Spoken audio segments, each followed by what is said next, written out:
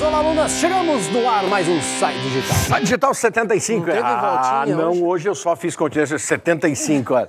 Puxa vida, em 75 milhões em ação para frente o Brasil, quase isso. Professor Marlos, cidadania. Exatamente isso, ó, daquilo que nós já vimos de 2016, pensando na questão religiosa, no racismo, desperdício de alimentos, eu não lembro, agora eu estou falando que eu não lembro se o Enem já trabalhou com isso especificamente. Não, a cidadania não, é o direito de votar envolvendo a cidadania, mas não o recorte do termo cidadania. Não então, recorte. É um tema possível para 2017. Sem dúvida, o que é ser cidadão, né? Essa pergunta, voltando para o Dimenstein, o cidadão de papel, o que é ser cidadão? Né? Ou seja, para chegar nesse tema, nós colocamos aqui, já explico, Brasil, pessoas e cidadania. Para você chegar nessa ideia da cidadania, é importante que você, professor e professora, reúna aí filosofia, reúna aí o pessoal da sociologia, da história, da geografia, pelo menos essas 4 áreas, porque já está literatura, letras envolvida aí de qualquer forma, então são 5, 6, dependendo do recorte que você tem na sua escola, no seu colégio, para um debate, porque todo mundo acha que sabe a definição, mas se pedir para escrever 10 linhas sobre cidadania, a pessoa não consegue. Tem dificuldade, e tenha certeza.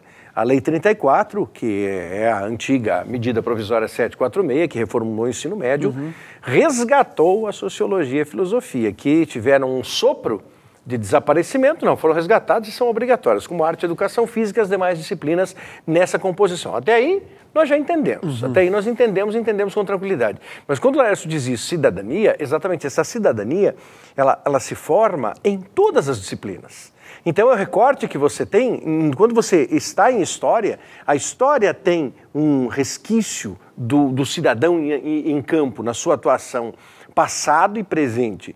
A geografia, da mesma maneira, na sua localização. A sociologia vai discutir a sociedade e o papel do indivíduo nesse meio social. A filosofia, o pensamento desse indivíduo no seu exercício cidadão. E, é claro, aí você tem a própria literatura, exercício da química, da física, da biologia, tudo envolve, de alguma maneira, a cidadania, porque é o comportamento cidadão. E quando o Laércio diz assim, você saberia escrever 10 linhas? Você teria essa aptidão? Pois olha, coaduno contigo, ou seja, estamos lado a lado. Dificuldade de escrever sobre cidadania que fuja do senso comum e que aprofunde essa abordagem, porque ficar ali no raso, na superfície, é tranquilo. Agora, quando você precisa mergulhar no papel do cidadão, que envolve 2 colunas mágicas e concretas, na acepção da palavra, deveres, direitos. Talvez por essa ordem, e não pela ordem inversa. Direitos e deveres. Não, deveres e direitos. Vou pegar a sua fala, então. Você não viu esse vídeo que eu vou mostrar agora? Não, nem sei. O mais curtinho, Reginaldo, que está lá do professor Milton Santos. Solta esse vídeo para ver se bate com o que o professor Marlos falou agora, por favor. Porque o Brasil jamais teve cidadãos. Nós, a classe média, não queremos direitos, nós queremos privilégios. E os pobres não têm direito. Não há, pois, cidadania neste país. Nunca houve. Então, só para você ter ideia, é exatamente isso, né, Laércio? Tô voltando. Isso aí. Tô voltando. É a discussão nossa aí, e a água necessária, né? Que é direito de cidadão também. Mas o que o Milton Santos disse, eu não tinha visto mesmo esta fala. Não entrei nesse mérito. Mas é o mínimo que você pensa numa sociedade organizada. No Brasil, não tem pessoas, não tem cidadãos. Sim. E as pessoas querem privilégios. Só. Por isso, não foi Brasil e cidadania. As pessoas precisam entender que eu tenho primeiro obrigações. Sim. E depois é que eu tenho o meu direito. Mas é esse pensamento invertido que você vê onde? No trânsito. O trânsito é um reflexo desse equívoco, porque o indivíduo quer sempre o seu direito, menos o seu dever. Por isso as transgressões são tão contínuas. Por isso nós somos tão fracos quando pensamos em urbanidade. E por isso tantos problemas, porque colocamos sempre o eu acima do nós. E aí você vai dizer assim, mas o eu está acima porque era pronome pessoal do caso reto. Eu, tu, ele, nós, vós, ele, sim. Mas o eu só tem valor se o nós estiver inserido no processo. Senão a sociedade se torna caótica e ela tende a deixar de existir, Laércio. O trânsito reflete bem isso, porque eu entro naquele automóvel e ele me dá, entre aspas... Uma sensação de poder. Uma sensação de poder. Sim. E, dependendo do automóvel, me dá uma sensação de vitimização. Claro. Eu tenho o direito de fazer as nhaques porque eu sou vítima. E eu tenho o direito de fazer as nhaques porque eu sou dono. As pessoas agem da mesma forma, dependendo se o seu carro é caindo aos pedaços ou se ele é a primeira classe. E mesmo aqueles queixosos, que quando são pedestres, transeuntes, eles reclamam dos motoristas, basta que ele inverta a posição, que ele ganha outra. Imediatamente ele ganha um outro status. Já usamos isso como pateta aqui, né? Exatamente, amigo. Manda ver, se tem mais um, tem um artigo primeiro. Por favor, já vou chegar, o Reginaldo vai colocando no ponto a outra fita, né? Na época era fita, no tempo era fita. Reginaldo, coloca esse textinho da Constituição, por favor, para que ele nos dê base para uma discussão. Artigo 1 diz o seguinte, veja ali, ó. A República Federativa do Brasil, nome completo do nosso país, né? Veja que Brasil é sobrenome praticamente, porque ele é a última parte, formada pela união indissolúvel de quem? Dos estados e municípios e do Distrito Federal, constituindo-se em Estado democrático e de direito que tem como fundamento, olha que interessante, que tem como fundamento soberania. Nós somos um país soberano, não se discute. Vou passar os outros e depois eu volto pro 2, tá? Dignidade da pessoa humana, não sei, para mim é redundante isso, não encontrei nunca uma explicação correta, tá? Dignidade da pessoa, não conheço pessoa que seja animal. Tá na Constituição. Pleonasmo. É um pleonasmo. Os valores sociais do trabalho e da livre iniciativa, pluralismo político. Mas olha, precisou estar escrito. Foi necessário. É a primeira Constituição que aparece a ideia da cidadania, que é o item 2 do artigo 1. Direitos democráticos que têm como fundamentos a cidadania. Isso é fundamental. Quer falar alguma coisa? Eu vou chamar o doutor Ulisses fazendo a abertura. Assim, é bem esta clareza aqui. Entendo, Laércio, que para o exercício pleno do ser cidadão, para o exercício pleno da cidadania, o indivíduo deve deixar o ele, em segundo plano. E ele deve colocar em primeiro plano o sentido da coletividade. E olha, vou mais longe. Quando você inverte os papéis, isso também dá margem ao elemento da corrupção. Eu ouvi há pouco, antes de nós começarmos aqui a gravar esta aula, você que está conosco, moço, moça, você colega, professor, professora, eu ouvia novamente sobre o Maracanã. O Maracanã, mais uma vez, impedido de realizar jogos e, mais uma vez, o Maracanã impedido de ter o seu princípio elementar, um campo de futebol. E aí eu fiquei imaginando-me, porque eu estive no Maracanã em 2014, às vésperas da Copa do Mundo. Então, ali, às vésperas da Copa do Mundo, eu estava no Maracanã, visitei o Maracanã. Ainda vi no vestiário da seleção que eles haviam colocado, muito bonito. E, curiosamente, olhando aquilo, dava para perceber que havia algumas coisas inacabadas. E essa última reforma do Maracanã foi aquela que deu uma soterrada no Maracanã, que mexeu com todo ele. Aquele Maracanã do Geraldino. O Geraldino, para você mais moço, era um indivíduo que pagava assim R$2 para assistir ao jogo do Flamengo, do Fluminense, do Vascão, do Botafogo, do Ameriquinha, maravilhoso, do Bangu. Americano, do Bangu, do Olaria, do Resende, seja o que for. Então, e esse Geraldino ficava na geralzona em pé. Ele só podia... Por isso que é Geraldino. Mas esse cara que fazia a alegria do Maracanã, que pegava um ônibusinho, pegava um metrozinho e esse fazia alegria. Esse Maracanã deixou de existir.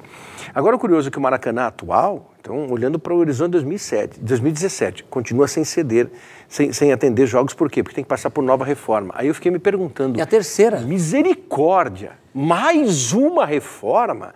Aí você sabe que há ligações, a Operação Lava Jato já desfraudou isso, relações de corrupção na construção do Maracanã por uma determinada construtora de grande vulto nesse país. E aí você fica imaginando que, nesse momento, quando existe o elemento da corrupção, ele sempre joga em favor de si, ignorando a coletividade. E é por causa disso que o exercício da cidadania dessas pessoas não foi um exercício responsável. E é claro que eu não posso deixar de dizer a curiosidade de pensar no Natal em Curitiba. Você de todo o Brasil, nós estamos gravando aqui em Curitiba, eles compartilharam o Natal conosco. Eu digo eles quem? Pessoas que, curiosamente, não estariam presas, como o senhor Eduardo Cunha, o senhor Sérgio Cabral, Dirceu, o senhor Antônio Palocci, o senhor José Dirceu, dentre outros menos afamados, mas em especial essas 4 figuras conviveram ali. Por quê? Porque eles, em determinado momento, isso é a justiça, não somos nós, quem somos nós para dizer isso? A justiça já determinou. Está determinando a culpabilidade do senhor Sérgio Cabral e do senhor Eduardo Cunha, e do senhor Antônio Palocci, mas já determinou a culpabilidade de José Dirceu. José Dirceu já é condenado. Então, nessa hora, você diz assim, todos esses, quando estiveram no governo, no poder, eleitos que foram por um conjunto de cidadãos, eles colocaram o eu em primeiro plano e o nós em segundo plano, tirando proveito. E por causa disso, distorceram, corromperam tudo, né, Laércio? Isso está associado a uma coisa. Nossa Constituição agora, em 2017, em outubro, completa apenas 29 anos. Nem tem 3 décadas, tem? Isso. É pouco, é pouquíssimo. Nós não aprendemos. O artigo que eu mostrei antes para vocês não é conhecido do nosso dia a dia. Aliás, poucas pessoas viram essas imagens que o Reginaldo vai soltar para nós agora sobre, entre aspas, a inauguração da Constituição. Pode colocar lá, Reginaldo, por favor, para nós visualizarmos uma parte dela. E veja até algumas pessoas que estão falando. Presta atenção.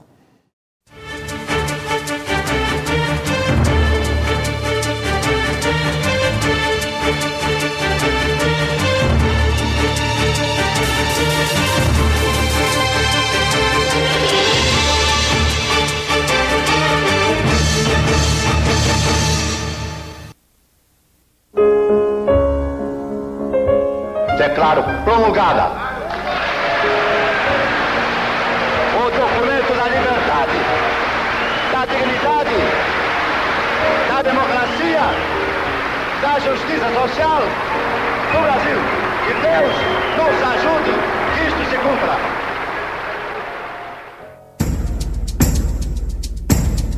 A Constituinte foi uma catarse. Se não fosse Ulisses e o secretário-geral da mesa da Câmara naquela época, o Paulo Afonso, nós tínhamos botado fogo no Congresso.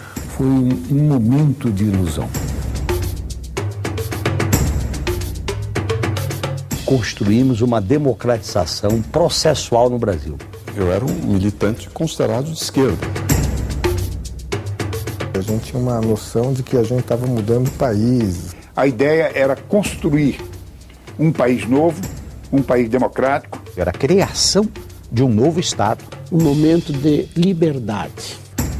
Foi a última linha de produção de lideranças políticas do Brasil. No início da Constituinte houve muitos embates físicos. Muito tapa. O doutor Ulisses sentava naquela cadeira às 2 horas da tarde e saía às 9 da noite. Não fazia nenhum pit stop para ir ao banheiro. Lutei muito por uma constituinte, mas no sentido histórico da palavra. A promulgação da Constituição, em 5 de outubro de 1988, simbolizou o fim de um período obscuro da história do país.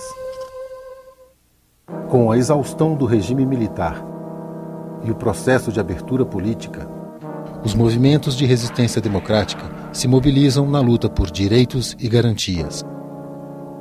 A ideia de uma nova Constituição é incorporada pelas forças que elegeriam Tancredo Neves, o primeiro presidente civil em 21 anos de ditadura. Porém, a trágica morte do presidente eleito parecia o último obstáculo no caminho da Constituinte. Ao analisar a Constituinte de 88, nós temos que analisar que ela foi um fato político que tinha como geratriz um compromisso assumido pela Aliança Democrática, formada pelo PMDB e pelo PFL, em torno de alguns tópicos principais que eram fundamentais na transição democrática. esse compromisso com a nação, o Pacto Constitutivo da Aliança Democrática, tornou possível eleger Tancredo Neves e José Sarney, presidente e vice-presidente da República, respectivamente, e, ao mesmo tempo, tornou possível a convocação da Constituinte. Muitas pessoas falaram comigo naquele momento que nós não tínhamos ambiente para convocar uma Constituinte. Nos anos seguintes ao golpe militar, o regime autoritário havia imposto profundas modificações na Constituição de 1946, então vigente. Atos institucionais restringem direitos e garantias. Nos termos do artigo 2º e seus parágrafos do Ato Institucional número 5, de 13 de dezembro de 1968, fica decretado o recesso do Congresso Nacional a partir desta data. A Constituição é a lei superior do país. No momento em que se diz, ela está em vigor, mas ela está limitada pelas determinações do governo, não há mais Constituição.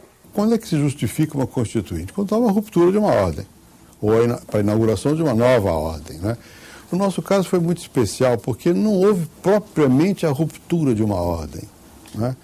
Nós queríamos que tivesse havido a ruptura de uma ordem. Uns foram para a luta armada, né? Outros achavam que o caminho era por dentro, outros ficaram à margem. Nós não tivemos um grande evento para determinar a Constituição de 88. Grandes personagens dos dois lados aí, né? É um momento especial. Você, moça, tenha certeza. Assistir a esse tipo de documentário, ter esta visão do teu passado, ajuda a construir o seu futuro. Não se iluda. Se você desconhece o passado, você não tem futuro. Você precisa sempre olhar o passado para se fundamentar nos equívocos que houve. Então, o Dr. Ulisses, ele fez uma troca. Uma brilhante troca. José Sarney não deveria ter ascendido ao poder, em hipótese alguma. José Sarney não deveria, numa outra situação, jamais. José Ribamar, que é o nome dele, teria ascendido ao poder. Porque Tancredo não tomou posse. Tancredo morreu antes de tomar posse, então ele não foi presidente. O que deveria acontecer? Novas eleições, mas não haveria nenhum candidato da oposição. E a eleição, então a nomeação de Paulo Maluf, à época representante da Alena, Maluf que ainda está vigindo no poder, esses mais de 30 anos, a ascensão ao poder de Paulo Salim Maluf seria destruir o país, desmoronar o país. Então Ulisses peitou tudo isso, disse assim, eu não quero a presidência, mas eu quero o seguinte, nós vamos colocar o Sarney, mas eu vou promover uma Constituição, uma Carta Magna. Vai mudar o país para melhor. Então deixa Sarney governar, enquanto ele vai governando ali, tropicando do jeito dele de não saber governar, e o governo dele provou isso, nós faremos a Constituição que vai mudar o país. E os militares engoliram. E aceitaram. Nós temos um texto bom. É indiscutível que a nossa Constituição tem um texto bom, mas ainda não está em prática. E só vai ficar em prática quando aprendermos sobre ela. Aí é que está. A Constituição, em tese, ela é maravilhosa. Em tese, ela é maravilhosa. Cidadã. Mas na prática, ainda hoje, não temos alguns dos seus artigos sequer discutidos em mais de 30 anos. Na prática vai surgir charges como essa que pode ser usada. Coloca lá, Reginaldo, para nós. Olha ali, ó. Plano Brasil sem miséria. Isso é sensacional, né? Aquela criança reclamando. Esqueça a Disneylândia. Mamãe, eu quero ir para esse lugar. Onde que é? Onde que é isso? Claro. Onde que é esse país sem miséria? Onde que é? O país tem tanta comida. Olha o mapinha do lado lá, ó. Olha no mapinha. Se você prestar atenção, tem um trator, tem um agricultor, tem um lápis, tem um prato, tem garfo, tem talher. Então, todos os talheres. Nesse país existe tudo. Mas por que ainda existe miséria? Por que ainda tem fome? Olha esta. Na realidade, é este o país que a gente vive, né? Olha, a cidadania sempre desmoronando. Por quê? Primeiro, que nós não conhecemos os nossos deveres. Um dever que nós temos, cobrar que os nossos políticos sejam bons. Sem dúvida. E a cada 2 anos você pode fazer isso, mas não faz. Então, você é negligente. Quando eu digo você, eu estou me referindo a todos. Todos. Nós aqui. Somos negligentes. E ao sermos negligentes, nós possibilitamos que a corrupção aflore. é pela nossa ausência de fiscalização, é por acharmos que essas pessoas são excelências. É por tratarmos essas pessoas nesse elevadíssimo nível. Falando acerca disso, outro dia eu também me deparava com a questão do Poder Judiciário. E o Poder Judiciário, para muitos, nos últimos tempos, nesse país, é um poder que está acima dos outros dois, porque é o poder que consegue mostrar as corrupções. Ora, que mundo de faz de conta é esse que não se enxerga o salário e os penduricalhos, as penteadeiras, certo? A perfumaria que se coloca no salário de cada um dos magistrados. E muitos desses magistrados têm tantos penduricalhos que eles já muito passaram do teto para eles não em torno de existe. R$100 mil. Então, e aí, e sem contar todo o descanso. E aí, claro, reclamando, mas tem muito trabalho. Eu lembro aqui, é só dar uma olhada no Tribunal de Justiça, em que cada um dos juízes tem um carro à sua disposição e o motorista. Então, você passa a tarde ali, você tem o carro e o motorista à disposição. Todo o tempo, tudo com dinheiro público. Aí não é desperdício de alimentos, que foi a nossa última aula, é desperdício de dinheiro público. Mas isso já dá um programa e meio, 2. Faz um teste seguinte, você já olhou as contas do seu município? A sua escola tem que promover isso para pensar na cidadania.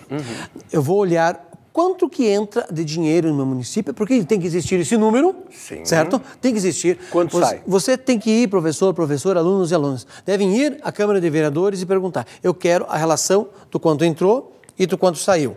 E depois que eu saber quanto que entra e quanto saiu, eu quero saber onde é gasto. Se como pessoa você fizer isso, você vai se transformar em cidadão. Daí vocês vão decidir. Pera lá, mas estão gastando nisso, mas podia gastar naquilo. Você pode decidir no seu município. Você tem esse poder. E veja, esta é uma obrigação que eu tenho como cidadão. Primeiro, deveres, depois direitos. Isso não é utopia, isso é sociedade organizada. A desorganização é o inverso. Primeiro direitos e depois deveres. É por isso que vivemos uma atual conjuntura de desordem. Fechamos a conta? Falou, meu amigo. É isso. Valeu, até a próxima. Um abraço, até mais.